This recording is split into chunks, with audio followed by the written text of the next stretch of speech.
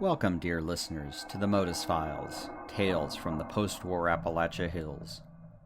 Stories are told around the campfires and in whispered conversations of the Mothman and those who worship the enigmatic creature.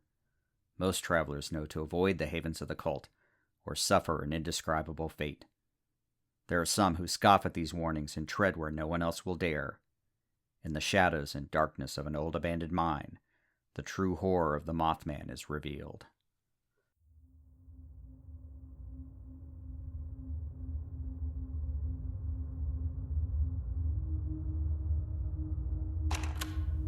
October 31st, 2104. I think. If anyone should ever find this journal, please, if you value your life and your sanity, run. Run as far away from here as you can.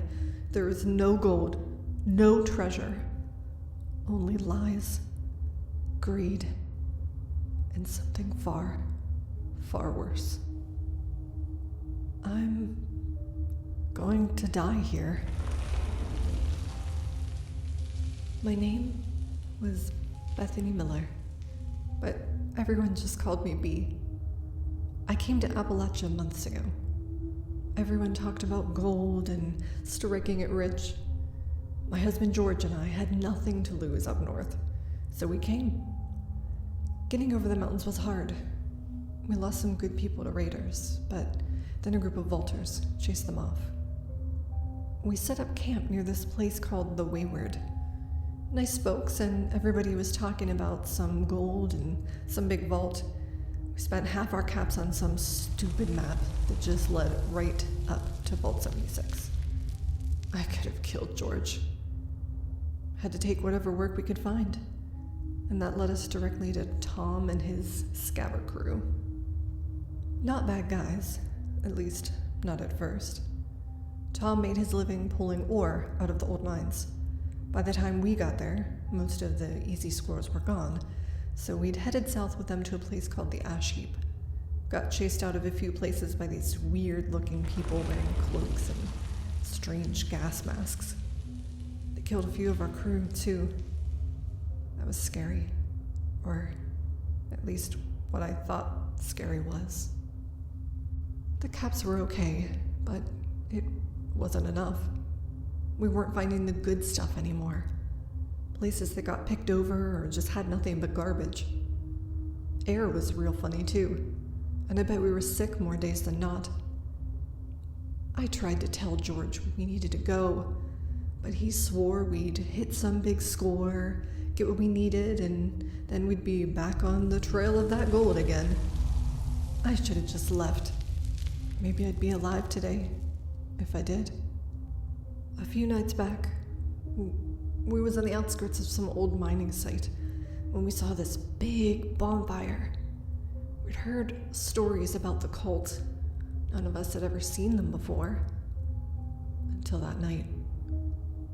Tom had gotten into his head that we needed to run them off because they were squatting on what he thought was his. Didn't like the idea. They didn't seem to be bothering us none. So I said let them be. Tom went down there anyway and took George with him. I couldn't see much in the dark, but I heard gunshots and screams.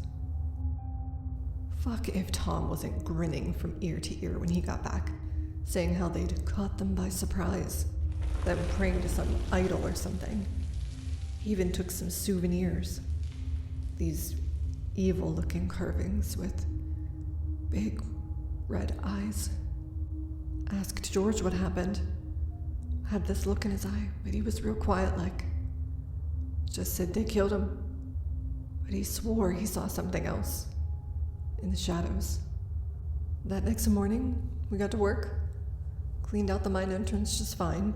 Even found a couple of those auto miners still working. Damned if there wasn't a ton of ore too. Looked like our luck was changing. But I was wrong. Little Mikey, our surveyor, disappeared that night. Tom didn't want to give up his claim, so he made us all camp in the mine. Dark as shit without much in the way of light, so we all stayed together around a small fire. made out of scrap paper and wood. One of the guys, Jimmy, thought he saw something up near the front of the mine. Might have been some kind of animal, but all he saw was these glowing eyes. I swear, Tom threw a brick at him to get him to shut up. He had lousy aim, but shut Jimmy up good anyway. Mikey went to go take a leak maybe an hour later. Never came back. Didn't hear a damn thing. Tom sent a couple of guys to go look, and I swear Mikey couldn't have gone far. But the only thing they found was his old cloak and one of those crazy carvings. Tom tried to laugh it off, that Mikey just cut and run.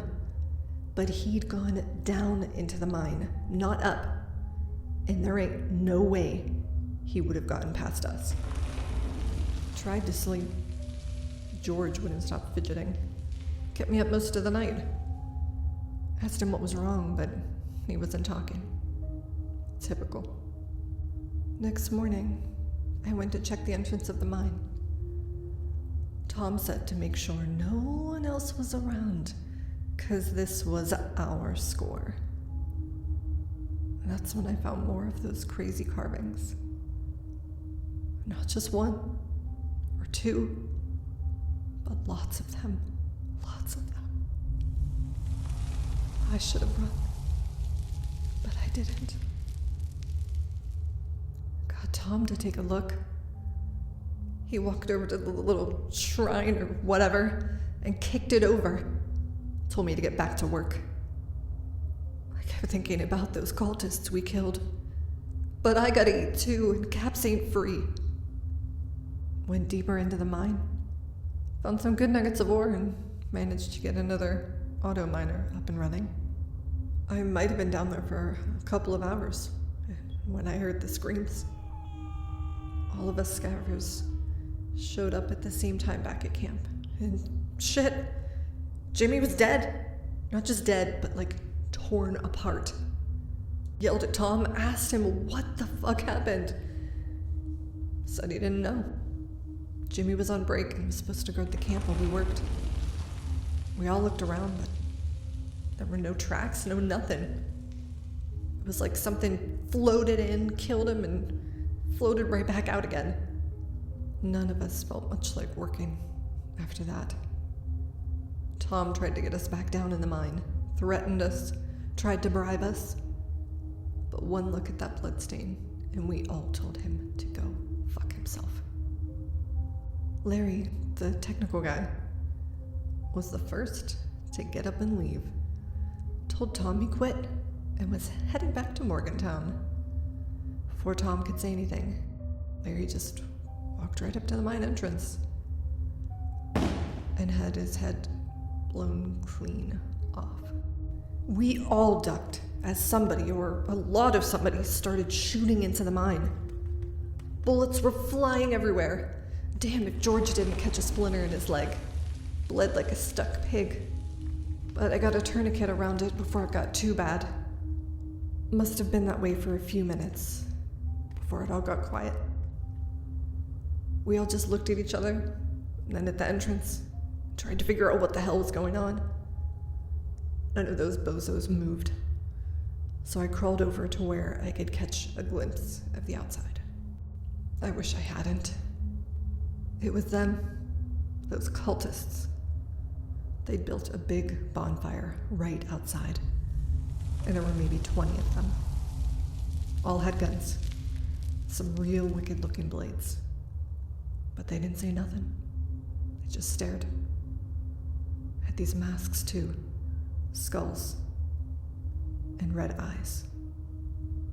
The crowd parted. And this big guy, dressed like an old priest with black face paint, walked up and threw something into the mine.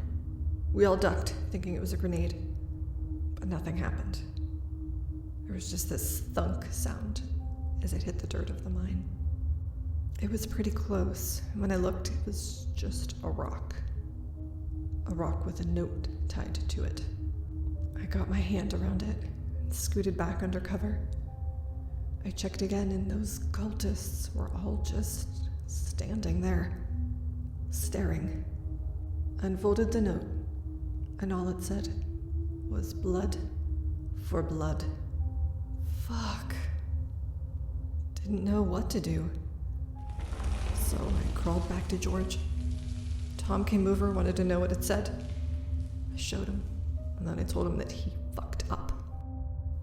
Might have been the first time I saw him scared. For the rest of us, well, we weren't planning on hanging around to see what the cult was gonna do next. Had to be a back way out of the mine. So the rest of us, the 10 that were left, minus Tom, well, we all told him to fuck off. And we went to find a way out of there. I wish I could say we did. That there was some back entrance and I'm writing this from my bed or comfy old chair, but no, that didn't happen. George disappeared somewhere along the way. I think he wanted to sit down and rest his leg. We all had lanterns. I could catch glimpses of the others as we checked every passage, every hall, every door and locker we could find. I was down this side tunnel. I thought I heard something. Wings, maybe? Or a skittering? Damn, shadows just kept moving. Went back to check and found George's light, but no George. Fucking George. Good for nothing. But I loved him. I tried calling for him, screaming even. All I got was one of the others coming back the same way. He hadn't seen George neither. Didn't know it then, but we lost half our guys. We all agreed to meet back at the camp at the top of the hour. And yeah, it was only us 5, plus Tom. I think we talked for a couple of hours. Kept looking outside, but those cultists never moved. Just watched. We all figured they'd shoot us if we tried to leave. Maybe if we gave them Tom, they'd let us go. Damn if that idiot didn't figure it out. Guess it didn't take more than a few brain cells to put 2 and 2 together to get 5. Tom pulled a gun. Said there was no way, no how, he was going anywhere. I don't know who saw it first. None of us could move. I thought it might have been a shadow, but then it moved. Behind and above Tom. I don't know how long it had been there. Maybe the whole time. And then it opened those big red eyes. Oh, Tom. You must have seen us staring. Turned around. He never even got to raise the gun before he was gone. But not gone. It moved fast. Like, so fast. I didn't really see what happened. Tom was standing there 1 second, and then the next, his head was on the ground, and his arms and legs were, well, just everywhere. And the blood. Oh, so much blood. There were screams. Might have even been mine.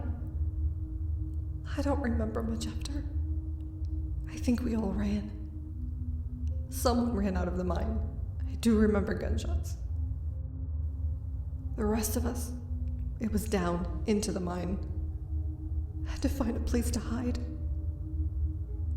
It's like a maze down here. I lost track of everyone else. Ended up in some side tunnel. I'm lost.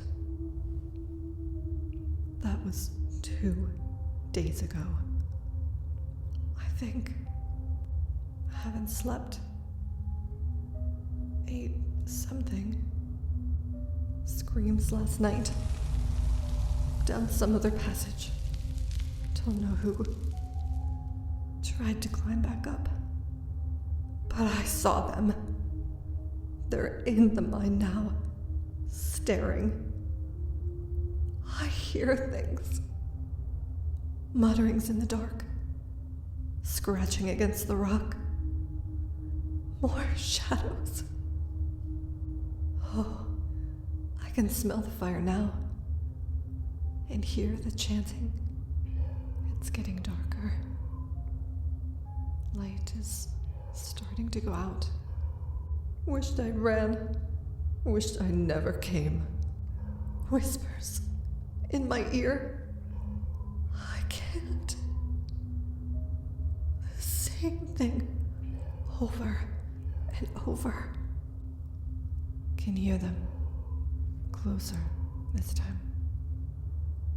Shadows are moving. I need to write before they come. Oh, the eyes. I can see them. Oh, God. Blood.